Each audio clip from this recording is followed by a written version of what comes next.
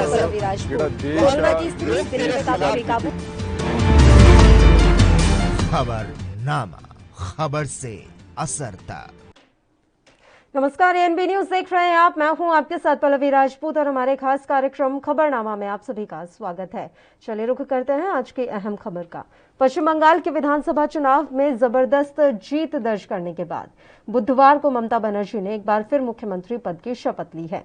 राजभवन में हुए एक कार्यक्रम में ममता बनर्जी ने लगातार तीसरी बार सीएम पद के तौर पर शपथ ली, लेकिन शपथ लेने के बाद राजभवन में एक बार फिर से उनके तल्ख तेवर देखने को मिले।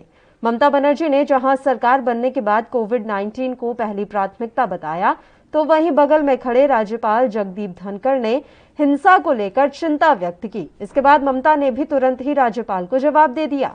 ऐसा कम ही देखने को मिलता है कि राज्यपाल और मुख्यमंत्री शपथ ग्रहण के तुरंत बाद इस तरह किसी वाद विवाद में फंस गए हों। शपथ ग्रहण के बाद दोनों ने क्या कहा और किस मसले पर आमने सामने आए, वो भी हम आपको बता देते हैं। दरअसल राज्यपाल जगदीप धनखड़ ने ममता बनर्जी को तीसरी बार मुख्यमंत्री बनने पर बधाई दी। उन्होंने कहा कि उन्हें उम्मीद है कि सरकार संविधान और कानून के हिसाब से चलेगी।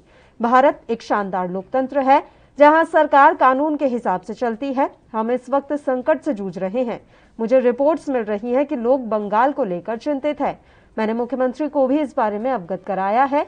चुनाव के बाद जो हिंसा शुरू हुई है वह लोकतंत्र के लिए खतरा है। राज्यपाल ने कहा कि मुझे पूरी उम्मीद है कि मुख्यमंत्री तुरंत ही राज्य में कानून का राज लागू करेंगी। मुख्य रूप से महिलाओं और बच्चों को जो नुकसान पहुंचा है उनकी मदद की जाएगी। मैं नई सरकार से उम्मीद करता हूं कि वह संघीय ढांचे का सम्मान करेंगी और राज्य के कानून व्यवस्था को बनाए रखने का काम करेंगी। राज्यपाल जगदीप धनखड़ ने कहा, मुख्यमंत्री मेरी छोटी बहन ममता बनर्जी इस पर एक्शन लेंगी, क्योंकि लगातार तीसरी बार मुख्यमंत्री बनना आसान नहीं होता है। मुझे उम्मीद है कि आप नए तरीके से शासन करेंगी।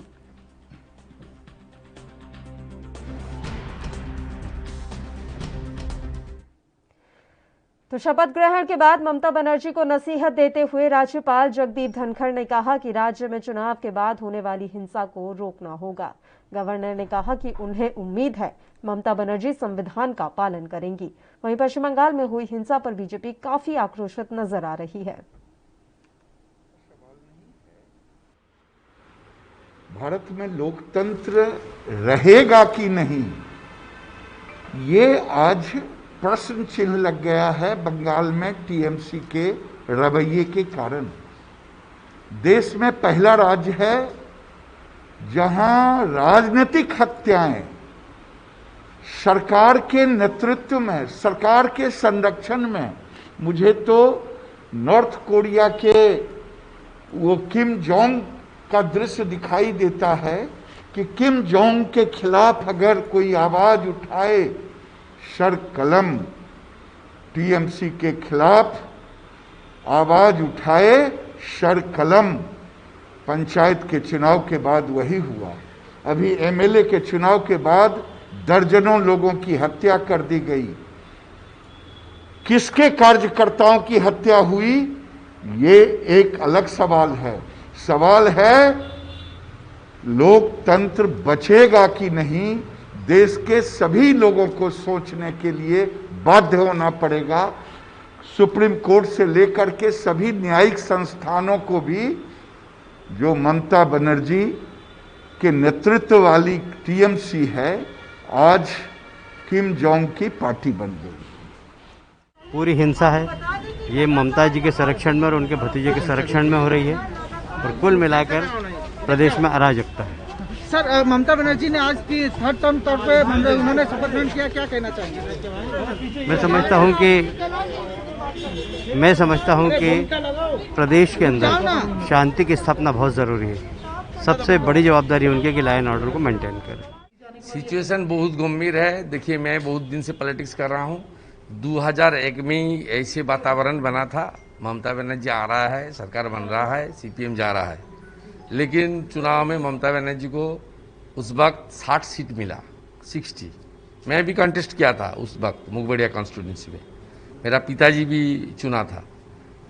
उस वक्त चुनाव खत्म होने का बाद जब वाम मोर्चा ने फिर वापस आया, वो पॉलिटिकल संतरास हुआ था कुछ स्पेसिफिक एरिया में, क्योंकि इस बार जो चल रहा है पूरा राज्य में, कोचबिहार से कांथी तक, दार्जिलिंग से दीघा तक, ये सब एरिया में एक साथ चल रहा है।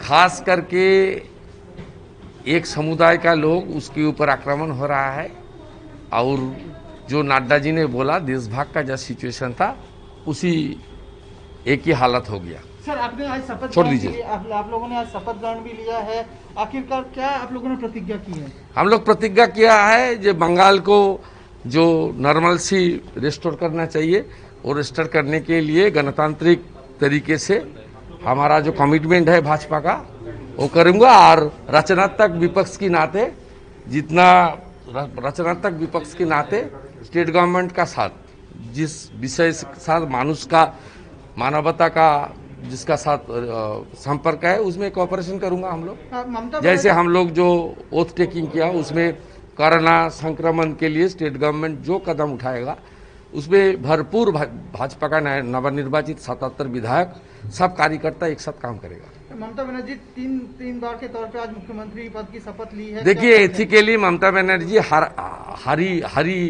कैंडिडेट है। उसका ये साबित हो गया, जो मुद्दा मैं उठाया था, जो प्राइवेट लिमिटेड कंपनी है, वो उसके अलावा दूसरा कोई का किसी का कोई एक रुपया भी दाम नहीं है, पॉलिटिकल वैल्यू नहीं है। 213 एमएलए में किसी को सिलेक्शन नहीं किया।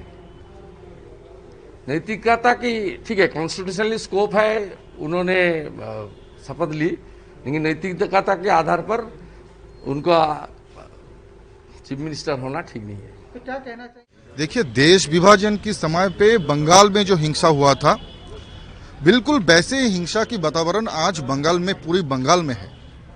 आज सर भारतीय जनता पार्टी की जो कार्यकर्ता है वो असुरक्षित नहीं है। यहाँ पर महिला से लेकर हर एक जो बंगाल की आम आदमी है वो असुरक्षित है। महिला को बलात्कार किया जा रहा है, घर तोड़ा जा रहा है, आग लगाया जा रहा है। ऐसा परिस्थिति पार्टीशन के बाद, देश विभाजन के बाद फिर से बंगाल को देखने मिलेगा। ये कभी बंगाल का आम जनता नहीं सोचा था, और बंगाल की आम जनता अभी हाय तौबा कर रहा है कि हम लोग क्या गलती कर दिया, तृणमूल कांग्रेस को फिर से बंगाल दे दिया। और जैसे जैसे धीरे धीरे आगे बढ़ता जाएगा, मैं कहूँगा कि बंगाल में अशांति का जो वातावरण है वो और बढ़ता जाएगा। इसलिए हम लोग राष्ट्रीय अध्यक्ष जी ने जैसे मार्गदर्शन किया, हम लोग अभी धरना मंच पे उपस्थित होंगे, और तब तक हमारा धरना चलेंगे जब तक कि बंगाल में फिर से शांति स्थापित ना हो।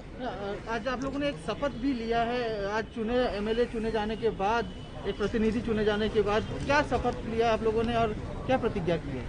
देखिए, हम लोग बंगाल में खुशहाली वापस लाने की, लौटाने की हम लोग प्रतिज्ञा लिया है, और उसके साथ साथ हम लोग ये भी बोला कि राज्य सरकार अगर इस कोविड महामारी के समय पर अगर बंगाल की जनता के साथ रहेंगे तो हम उनके भी साथ देंगे, उनको भी सहयोगिता करेंगे। सिर्फ विरोधिता करने के लिए विरोधी नहीं होता है। ऐसा समय होता है जब सरकार को हम लोगों का साझेदारी का भी जरूरत पड़ता है, हम लोगों की सहायता की भी जरूरत पड़ेगा। तो उस समय पे हम लोग सरकार के साथ में डट से खड़े रहेंगे। लेकिन ये जो परिस्थिति है आज बंगाल का, इस परिस्थिति को सुधारने के लिए हम लोग सरकार से जरूर अनुरोध करेंगे। विधानसभा में क्या ये सब चीजों पे आप लोग चर्चा करेंगे या इस पे आप लोग उठाएंगे? वहाँ पे आप तो प्रतिनिधि भी बन गए हैं आप।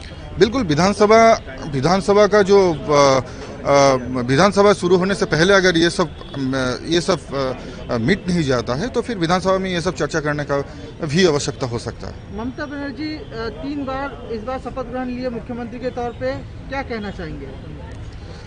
देखिए, यही कहना चाहूँगा कि पिछले 10 साल जैसे बंगाल को 10 साल में बहुत पीछे ले चुका है, मैं यही प्रार्थना करूँगा उनसे कि एटलीस्ट ये जो टेन्योर है इस 5 साल में बंगाल में तरक्की हो, बंगाल में खुशहाली लौटे, बंगाल में जो गुंडागर्दी का माहौल हुआ है ये खत्म करे, ये मैं प्रार्थना करना चाहूँगा।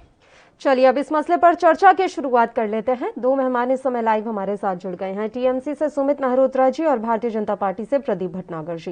दोनों ही मेहमानों का स्वागत करती हूं एएनबी न्यूज पर। सबसे पहले सुमित जी, आपके साथ शुरुआत करना चाहेंगे। आज ममता बनर्जी ने शपथ ग्रहण कर ली है, तीसरी बार वे मुख्यमंत्री बनी है।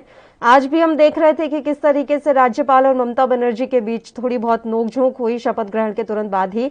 प्रायोरिटी पर अभी क्या है, मैं ये जानना चाहूंगी। जिस तरीके से हिंसा की आग में झुलस गया इस समय समय पश्चिम बंगाल, क्या इस पर अभी आप लोग ध्यान देना शुरू करेंगे? टीएमसी के या किसी के भी वो कार्यकर्ता हैं जो गुंडागर्दी इस समय मचा रहे हैं, उन पर किसी तरह का कोई एक्शन होगा या नहीं? पल्लवी जी, पहली प्राथमिकता वहां पे माननीय ममता दीदी के लिए कोविड महामारी से बचना है, बचाना। जो जाने गई हैं उसे भी देखना है। और दूसरी प्राथमिकता, जिस तरीके से बंगाल के अंदर कुछ गुंडों ने वहां पे माहौल खराब करा है, उन्हें भी सबक सिखाना, चाहे वो कोई हो, चाहे वो टीएमसी का हो, हम जो कह रहे हैं, चाहे वो टीएमसी का नाम लेकर के, चाहे किसी भी पार्टी का हो, उसे बख्शा नहीं जाएगा। और आज से ही चीजें आप देख रही है नॉर्मल होना चालू हो गई है। माननीय ममता जी ने अपने हाथ में चार्ज ले लिया, तब से नॉर्मल होना चालू हो गया है। पर चुनाव के समय पे कुछ लोग वहां पे जाते हैं, माहौल खराब करते हैं, कहते हैं 2 तारीख के बाद टीएमसी के गुंडों को अपनी जान की भीख मांगनी पड़ेगी। यूपी से योगी बाबा हमारे वहां पे जाते हैं, ये बयान देते हैं, और भी इनके नेताओं ने बयान दिए हैं, वीडियो है। तो ऐसा नहीं है, उनके ऊपर भी हम लोग चाहेंगे कि कार्रवाई हो, क्योंकि उकसाने का काम तो आप लोग कर रहे हैं ना। बंगाल में उकसाया तो आप लोगों ने, आप लोगों के बयान, आप लोग ये बयान नहीं देते तो वहां पे जनता नहीं उकसाती। किसी तरीके से भी आप लोगों ने बयान दिए, गलत है, नहीं ऐसा बयान देने चाहिए आप लोगों को। आज तो आपको लग रहा है कि चुनाव नतीजे आने के बाद जो कुछ भी पश्चिम बंगाल में हुआ वो इसलिए हुआ क्योंकि प्रचार के दौरान योगी आदित्यनाथ ये सब आकर कह गए थे? योगी जी ने और इनके कई नेताओं ने वहाँ पे भाषण। तो सर एक बात बताइए, फिर बीजेपी कार्यकर्ताओं के घरों को क्यों नुकसान पहुंचाया जाता? पल्लवी जी, इसमें असली और नकली का खेल हो रहा है, जो पार्टी को बदनाम करा जा रहा है। भारतीय जनता पार्टी में असली और नकली का हो रहा है। जो लोग टीएमसी से भारतीय जनता पार्टी में गए हैं और जो पुराने लोग हैं, उनमें आपस में लड़ाई हो रही है, बदनाम टीएमसी को करा जा रहा है कि टीएमसी के लोग घर जला रहे हैं। आप थोड़ा सा समय रखिए, आज माननीय ममता दीदी ने शपथ ग्रहण करी है, चीजें नॉर्मल होना चालू हो जाएंगी। हम चाहेंगे बंगाल फिर से एक जो जिस तरीके से दिखाया जा रहा है, आग झुलस रही है, लड़ाई नहीं हो रही, नहीं होगा, ना होने देंगे। चाहे कोई भी व्यक्ति दंगा करेगा, उसे बख्शा नहीं जाएगा।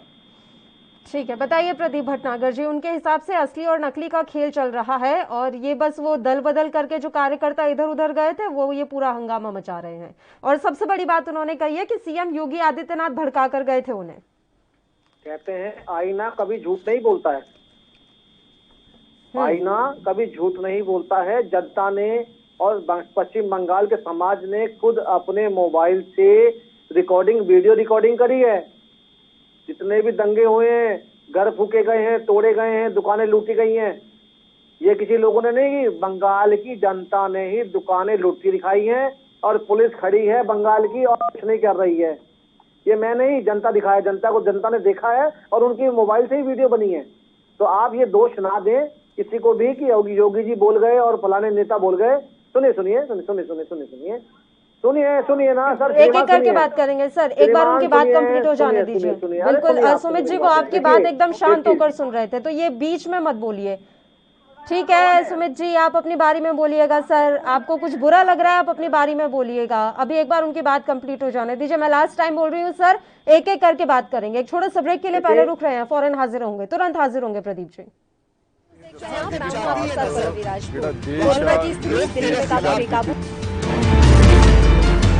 खबरनामा, खबर से असर तक।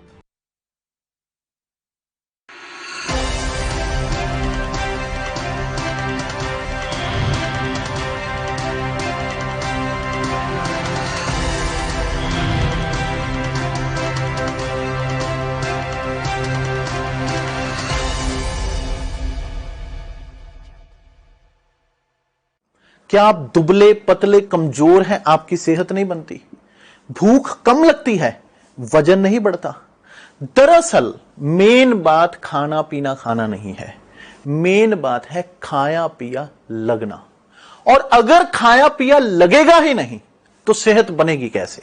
इसलिए हमारी संस्था सन्यासी आयुर्वेदा ने एक ऐसी दवा बनाई है जो कि आपके पाचन तंत्र को, आपके लीवर सिस्टम को ठीक करने का काम करती है, ताकि आप जो भी खाएं उसका पूरे का पूरा निचोड़ आपके शरीर को लगे, आपकी भूख बढ़े, खाया पिया सही से लगे, नया खून बने, हड्डियों में जान आए, वजन बढ़े, ताकत बढ़े, चेहरे पर नूर आए और आप मोटे तगड़े खूबसूरत पर्सनैलिटी के मालिक बन जाएं। यह दवा पूरी तरह से आयुर्वेदिक होती है। इसका शरीर पर कोई भी साइड इफेक्ट, कोई भी नुकसान या दुष्प्रभाव नहीं होता। लड़के लड़कियां दोनों इसका इस्तेमाल कर सकते हैं और पहले 15 दिन के अंदर ही आपको इसका असर महसूस हो जाएगा। सिर्फ 650 रुपए की पूरे 1 महीने की दवा होती है और आप इसे घर बैठे 01145454545 पर फोन करके दवा मंगवा सकते हैं।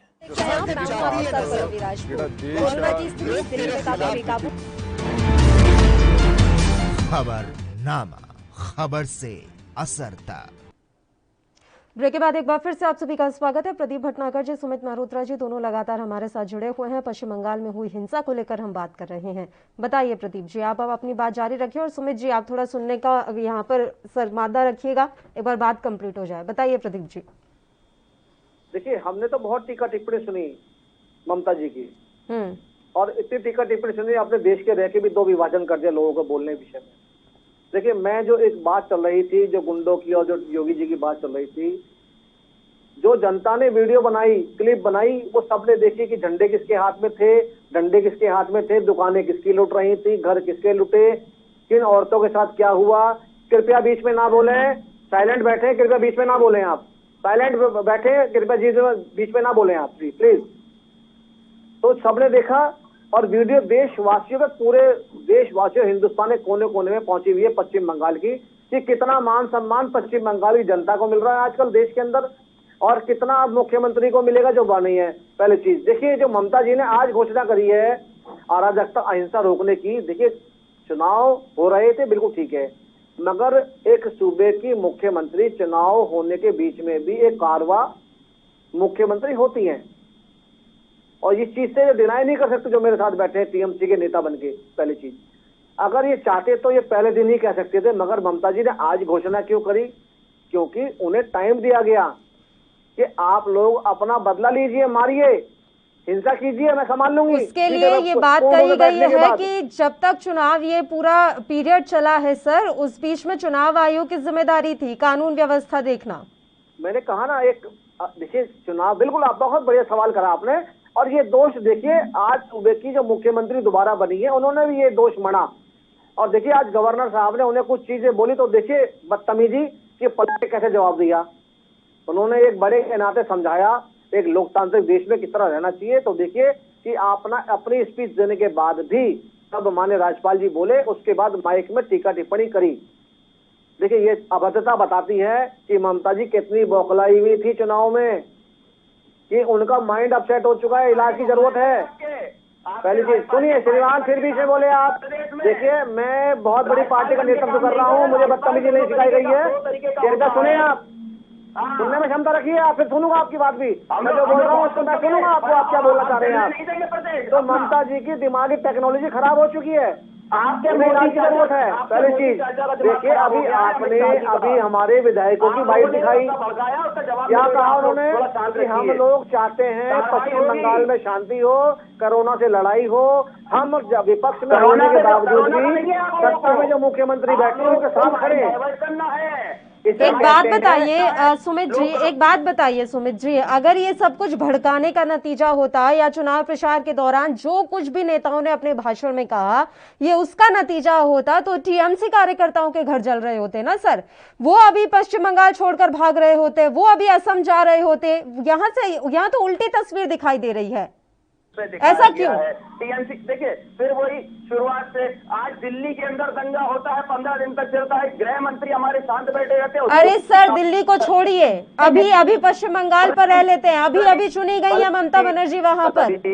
पल्लवी जी सुनने का थोड़ा सा सुनिए, मैं बता रहा हूँ। अरे राजनीति और जाति हिंसा में बहुत फर्क होता है पल्लवी जी, थोड़ा सा मैं बता रहा हूँ, राजनीतिक हिंसा में बड़ा फर्क होता है।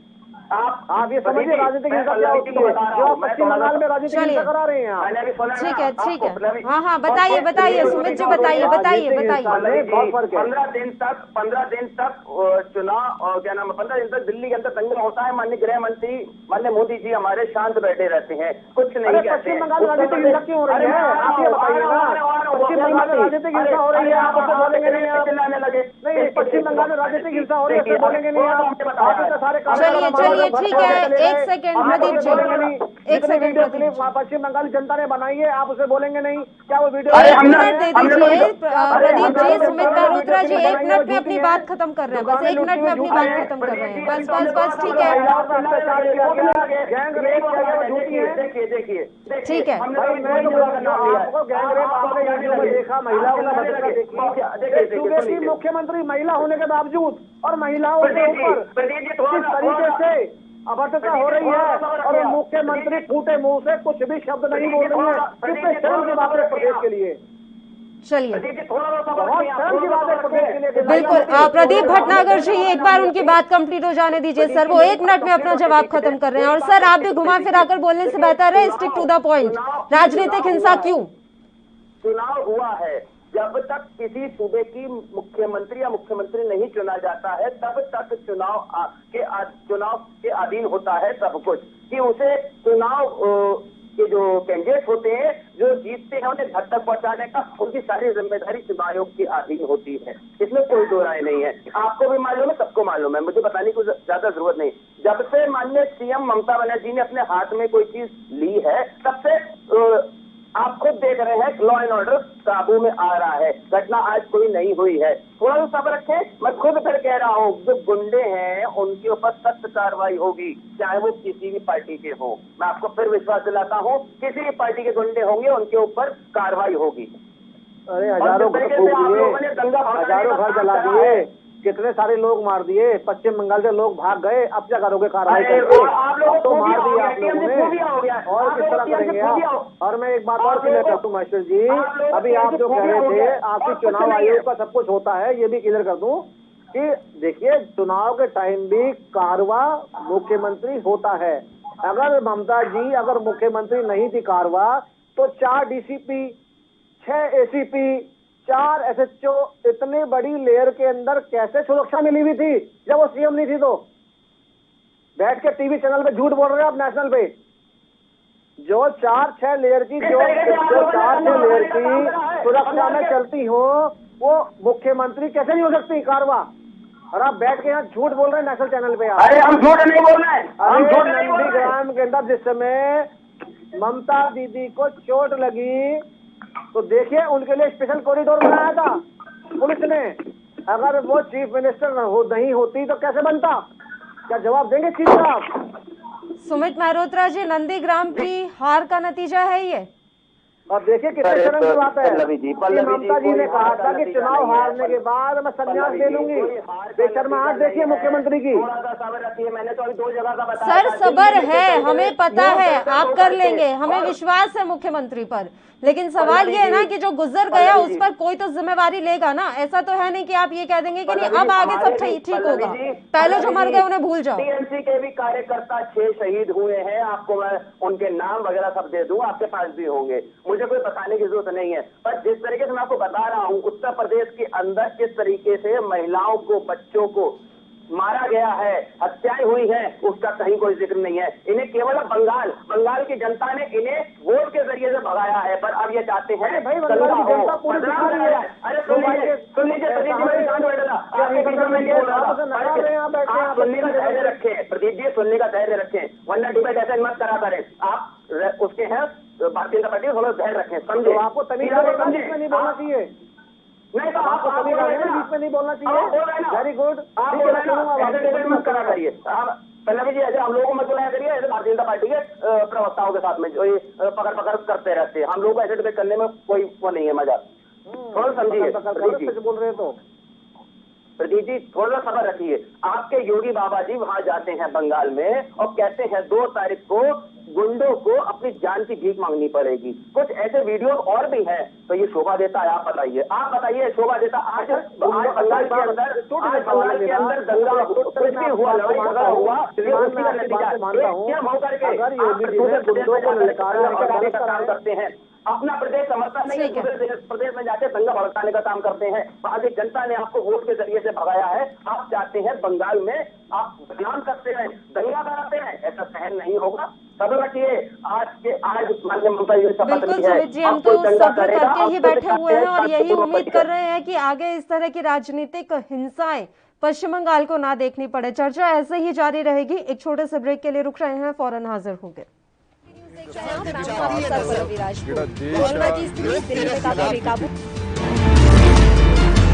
खबरनामा, खबर से असर तक।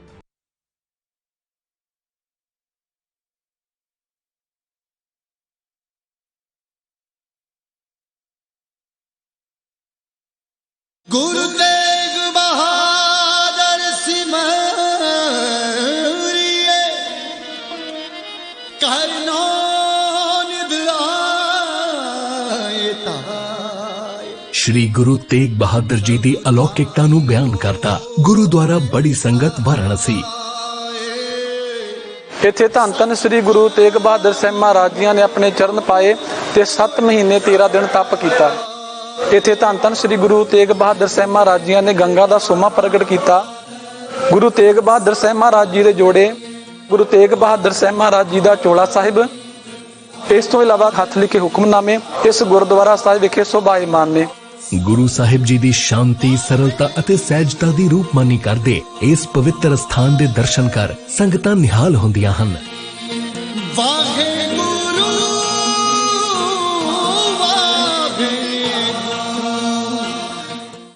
क्या आप दुबले पतले कमजोर हैं, आपकी सेहत नहीं बनती, भूख कम लगती है, वजन नहीं बढ़ता? दरअसल मेन बात खाना पीना खाना नहीं है, मेन बात है खाया पिया लगना। और अगर खाया पिया लगेगा ही नहीं तो सेहत बनेगी कैसे?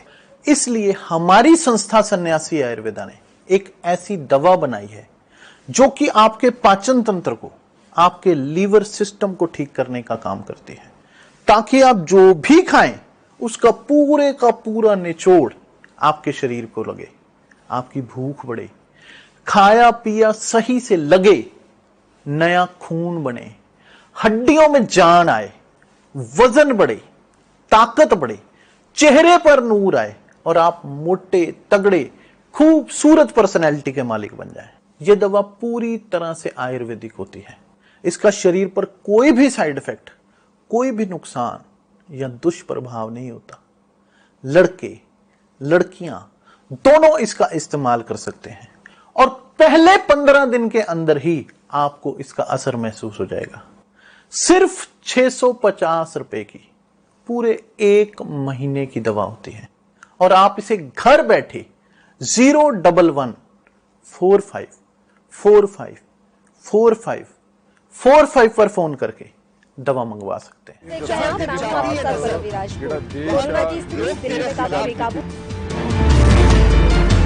खबरनामा, खबर से असर तक। ब्रेक के बाद एक बार फिर से आप सभी का स्वागत है। पश्चिम बंगाल में हुई हिंसा को लेकर इस समय भारतीय जनता पार्टी पूरे देश में प्रदर्शन कर रही है। अलग अलग राज्यों में बीजेपी के नेताओं कार्यकर्ताओं के द्वारा ये प्रदर्शन किया जा रहा है ताकि जो राजनीतिक हिंसा पश्चिम बंगाल में हुई है उसे रोका जा सके। इसी मसले पर चर्चा करने के लिए दोनों मेहमान लगातार हमारे साथ जुड़े हुए हैं। प्रदीप जी, आज हमने कई राज्यों में देखा जहां बीजेपी के कार्यकर्ता नेता खुद सड़कों पर उतरे और पश्चिम बंगाल में हुई हिंसक घटनाओं का विरोध भी किया है। यहाँ पर आपको क्या लग रहा है सर, इस तरह के सांकेतिक प्रदर्शन से कहीं ना कहीं पश्चिम बंगाल की जो सरकार है वो दबाव में आएगी? बिल्कुल, जनता को, समाज को दिखना चाहिए और उसके विरोध के लिए ही, हम ममता जी के विरोध के लिए और उनकी तानाशाही के विरोध में ही आज हमारे माननीय सांसद और माननीय विधायक सारे के सारे रोड पे उतरे और प्रदर्शन, इस कोरोना काल में प्रदर्शन का, क्योंकि इन्होंने कितने सारे कार्यकर्ता बेमौत, इन्होंने बेवजह और बेमौत ऐसा मार दिया, उन्होंने मौत के घाट उतार दिया। वो एक बहुत बड़ी एक क्षति है भारतीय जनता पार्टी के लिए, क्योंकि एक जनाधार जो भारतीय जनता पार्टी का पश्चिम बंगाल में बना है उससे इतना डर गए कि पूछे मत। और रही देखिए इसकी बात है कि जब ये पहली बार ममता जी चुनाव लड़ी थी तो जब लेफ्ट के आगे तो 60 सीट जीती थी इन्होंने, और वो शुरुआत थी। और भारतीय जनता पार्टी तो कई गुना इनसे ज्यादा जीती है। देखिए, मैं ममता जी की तानाशाही को एक छोटा सा 1 सेकंड लूंगा आपसे। पश्चिम बंगाल में मुख्यमंत्री ममता बनर्जी तानाशाही बढ़ती जा रही है। हाल ही वर्षों में ममता बनर्जी की तानाशाही मुस्लिमी तुष्टीकरण इतना बड़ा है कि हिंदुओं के खिलाफ ऐसे कई कदम उठाए गए जिनके लगता है कि वे पश्चिम बंगाल को बांग्लादेश बनाना चाहती हैं और बांग्लादेश बनाने में तुल्य हैं। राजनीतिक कारणों से बंगाल में कई इलाके मुस्लिम बहुल्य हो चुके हैं और हिंदुओं का इन इलाकों में जीना भी दुर्भर हो गया है। राज्य में अवैध रूप से रहने वाले बांग्लादेश घुसपैठियों की संख्या 1 करोड़ हो गई है। देखिए, ये ममता जी का चरित्र है, ये चाल चरित्र बता रहा हूँ उसके विषय में। इस समीक्षा को देखिए, वोट कार्ड, राशन कार्ड सुविधाएं मुहैया करा दी जाती हैं। इसके आधार पर देश की आबादी को जोड़ा जाता है। बांग्लादेश के रास्ते पहले ही पश्चिम बंगाल में प्रवेश कराया जाता है, फिर उनका आधार कार्ड, राशन कार्ड बनवाया जाता है। आप यहीं से लगा लीजिए कि ममता जी की राजनीति पृष्ठभूमि किस टाइप की है। अगर पृष्ठभूमि ममता जी अगर जीत के आई हिंसा से, तो सबसे पहले अगर अच्छी मुख्यमंत्री होती तो यह हिंसावादी चीजें खत्म करती। आज महात्मा गांधी की बात तो करते हैं मगर उनके रास्ते पे नहीं चलते। आपको अपना चरित्र स्पष्ट करना पड़ेगा जनता के आगे।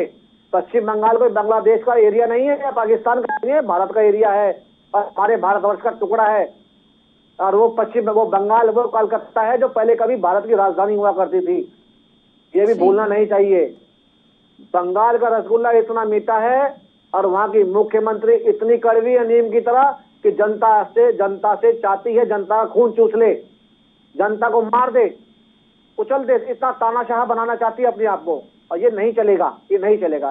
भारतीय जनता पार्टी के जितने गणमान्य विधायक इस समय जीत के आए हैं, इस कोरोना काल के अंदर विपक्ष, मजबूत विपक्ष में होने के बावजूद भी कोरोना काल में हमारे सारे विधायकगण और पार्टी कार्यकर्ता तृणमूल कांग्रेस की जो मुख्यमंत्री है ममता जी के साथ उनकी मदद के लिए खड़ी हैं।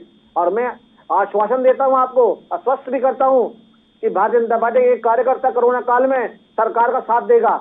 बिल्कुल, हम भी यही उम्मीद करेंगे कि पक्ष विपक्ष मिलकर ही अगर काम करें आगे तो बढ़िया है, क्योंकि यही एक लोकतंत्र की खूबसूरती है हमारे देश की। वही खूबसूरतियां मिटाने पे लग जाएंगे तो कैसे काम चलेगा।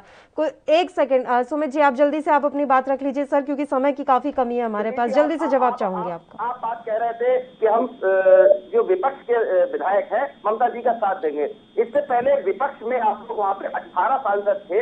पिछले कोरोना काल में कितने सांसदों ने आपके वहाँ पे मदद करी? कितने सांसदों ने मदद करी? पहले हमारे 3 विधायक नहीं है ऐसा, 3 सांसद, 18 सांसद थे। कितनी मदद करी कोरोना काल में? अरे थोड़ा सा सुन लीजिए, सुनने का धैर्य रखिए। मैं भी शांत था, आपके पीछे बोला नहीं। आपको यही परेशानी है, आप लोगों के अंदर यही परेशानी है। आपको टीएमसी फोबिया हो गया और कुछ नहीं है। आप लोग आप करते रहिए, वोट के माध्यम से जनता ने आपको भगा दिया, पर आप लोग अभी आपका ध्यान अभी भी भटका हुआ है। ममता जी को राष्ट्रपति टाइटल लगाते हैं, राष्ट्रपति होगा भैया 74 आप जितना को जितनी गाली आप लोग देते रहिए, आप लोग गाली देते रहिए माननीय ममता दीदी को, उतनी ही बढ़ती सीट आएंगी। ठीक है सर, बधाई हो आपको, आपने फिर से सरकार बना ली, लेकिन लोगों को मत मरवाइए। लोगों की जान बड़ी कीमती है। वैसे ही कोरोना काल चल रहा है, संकट के दौर से गुजर रहे हैं। ऐसे दौर में भी अगर राजनीतिक हिंसाएं हम झेलेंगे तो ये ठीक नहीं है। दोनों ही मेहमानों का शुक्रिया अदा करना चाहूंगी। तमाम चर्चा के लिए आप हमारे साथ जुड़े। ठीक है, बिल्कुल शुक्रिया अदा कर रही हूँ सर।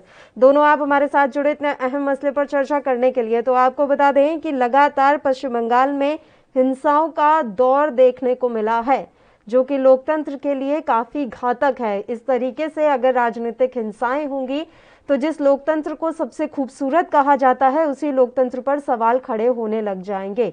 आज राज्यपाल जगदीप धनखड़ ने भी हिंसा को लेकर चिंता व्यक्त की और राजभवन में एक बार फिर से मुख्यमंत्री ममता बनर्जी और राज्यपाल जगदीप धनखड़ के बीच नोकझोंक भी देखने को मिली है।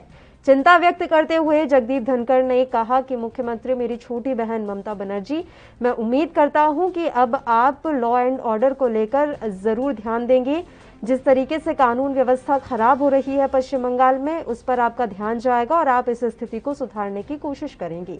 इस पर मुख्यमंत्री ममता बनर्जी ने भी फौरन जवाब दिया। उन्होंने कहा कि सबसे पहले मेरी प्रायोरिटी कोरोना महामारी से निपटने की है, उसके बाद हम लॉ एंड ऑर्डर पर भी ध्यान देंगे। तो तीखी नोकझोंक आज एक बार फिर से देखने को मिली ममता बनर्जी और जगदीप धनखड़ के बीच में। उसके बावजूद हम उम्मीद कर रहे हैं कि इस तरीके से हाल जो अभी हो रखा है पश्चिम बंगाल का वो ठीक हो जाए।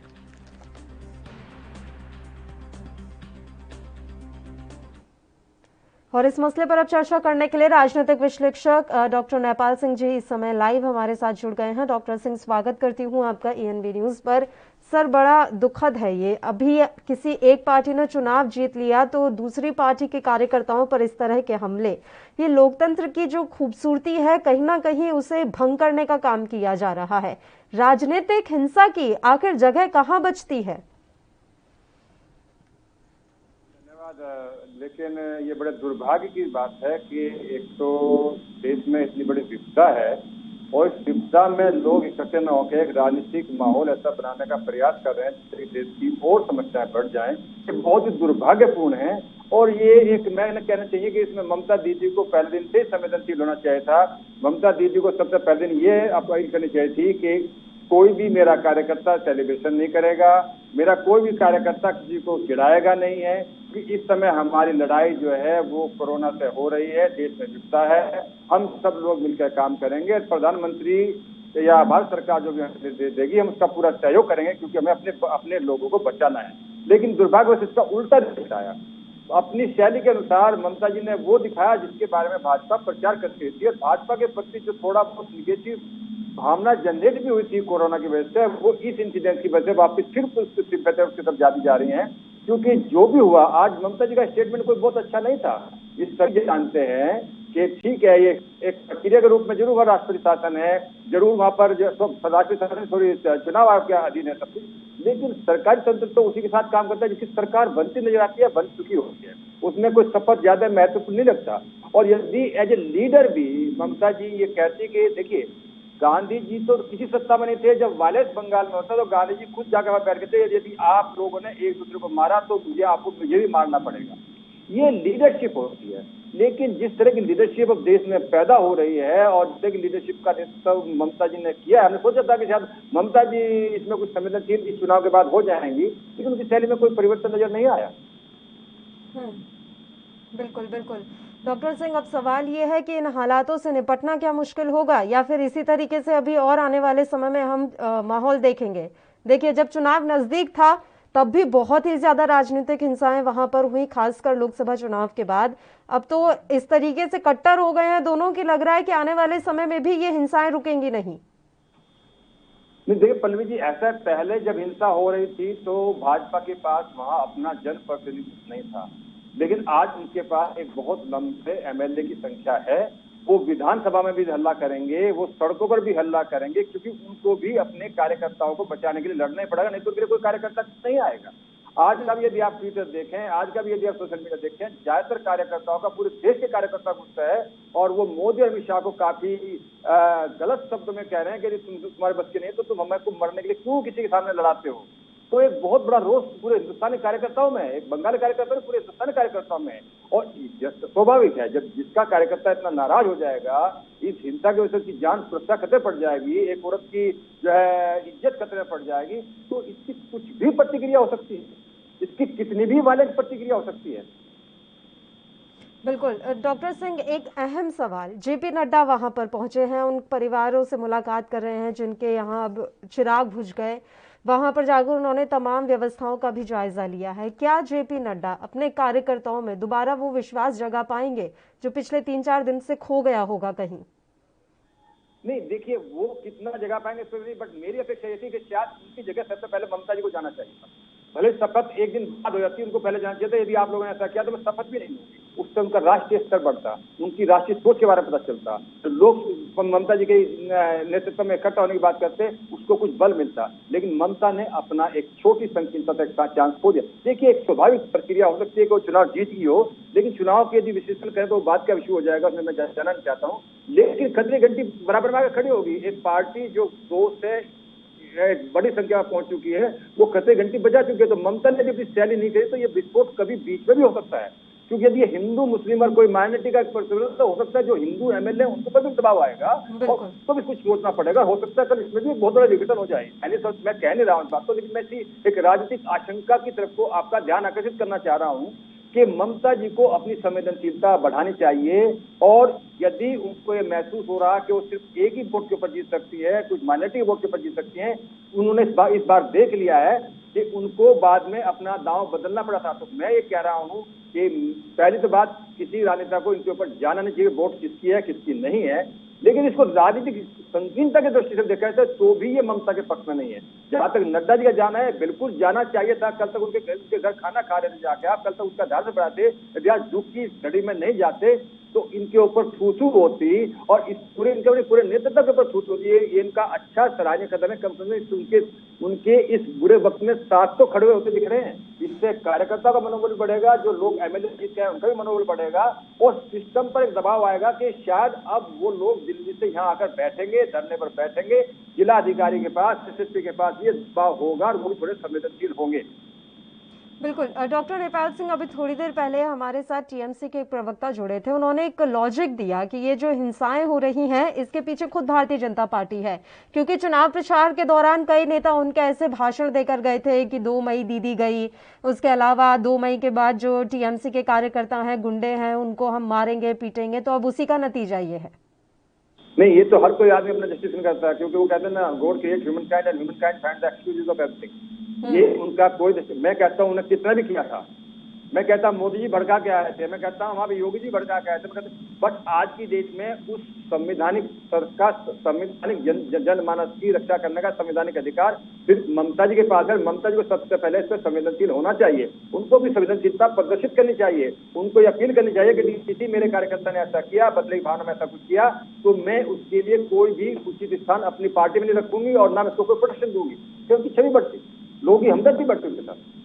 उसके बाद ये सारी कार्रवाई उन्हें करनी चाहिए थी, लेकिन उन्होंने ये लॉजिक दिया है कि अभी तक तो जो कानून व्यवस्था है वो चुनाव आयोग के हाथ में थी, आज मैंने शपथ ली है, अब आगे से ऐसा कुछ नहीं होगा, इसका मैं ध्यान रखूंगी। तो क्या मान लिया जाए, अब तक जो कुछ हुआ उस पर किसी तरह की कोई कार्रवाई नहीं होगी? नहीं, उनका शायद यही प्लान था कि जो कुछ करना है मेरे शपथ लेने से पहले कर लीजिए जी, और ताकि लोग टेरराइज हो जाएं, ताकि लोग उसमें उत्साहित ना रहें। उनका जो मकसद था, ये मकसद हो सकता है कि उन्होंने 2 दिन का समय अपने लोगों को दिया कि जो कुछ करना है 2 दिन के समय में कर लीजिए, ताकि लोग टेरराइज हो जाएं, ताकि लोगों को लगे कि हमने जो करना था और हमारे कार्यकर्ता मनोबल ऊपर हो जाए। ये बहुत गलत सोच है। मैं कहता हूँ ममता जी के पास कोई संवैधानिक अधिकार नहीं था, मैंने मान लिया, लेकिन संस्था के एक नेतृत्व होने के नाते, टीएमसी के अध्यक्ष होने के नाते, टीएमसी के इतनी बड़ी नेता होने के नाते एक अपील तो कर सकती थी उससे पहले कि कोई हिंसा न की जाए बंगाल में जब तक ये सरकार का गठन नहीं होता। बिल्कुल, इसमें तो कोई संवैधानिक संस्था आड़े नहीं आ रही थी, ना कोई उनकी बाध्यता आड़े आ रही थी। और उससे पहले वो अपना, जैसे लोग कह रहे थे कि कोरोना के बीच में मोदी को वहां नहीं जाना चाहिए था, दिल्ली में रहना चाहिए था, अपनी सभा स्थगित करें, तो मैं तो कहता हूँ यदि मुख्यमंत्री की अपना ये आज का कार्यक्रम स्थगित करके पहले उनके बीच में जाते तो ज्यादा अच्छा रहता, उनके जनमानस के लिए भी अच्छा रहता, उनके प्रदेश के लिए अच्छा रहता, उनकी खुद की प्रतिष्ठा के लिए भी अच्छा रहता। बिल्कुल, उन्हें अपना अगला कदम बड़ा सोच समझकर उठाना चाहिए था, लेकिन शायद उनके लिए शपथ ग्रहण ज्यादा जरूरी था। शुक्रिया डॉक्टर नेपाल सिंह, आप हमारे साथ जुड़े इतने अहम मसले पर चर्चा करने के लिए। तो पश्चिम बंगाल में जारी राजनीतिक हिंसाओं के बीच आज मुख्यमंत्री ने शपथ ग्रहण कर ली है और उसके बाद अब आगे की जिम्मेदारी वही देखेंगी कि किस तरीके से पश्चिम बंगाल में शांति बनी रहे और आने वाले समय में कोई राजनीतिक हिंसा ना हो। इसी के साथ खबरनामा में फिलहाल के लिए इतना ही। नमस्कार।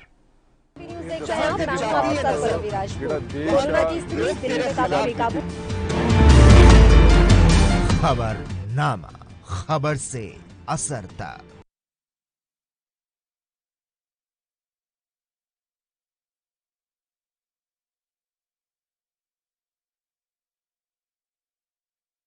गुरु तेग बहादुर सिमरिए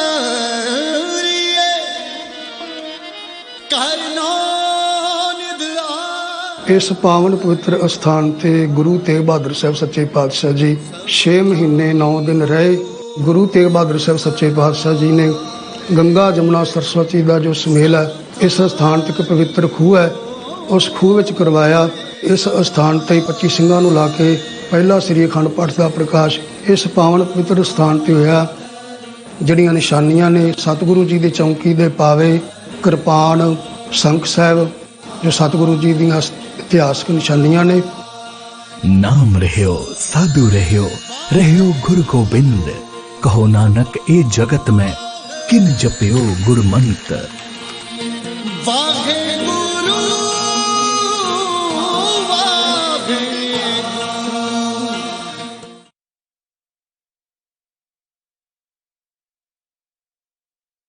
क्या आप दुबले पतले कमजोर हैं, आपकी सेहत नहीं बनती? भूख कम लगती है, वजन नहीं बढ़ता? दरअसल मेन बात खाना पीना खाना नहीं है, मेन बात है खाया पिया पूरी तरह से शरीर पर लगना।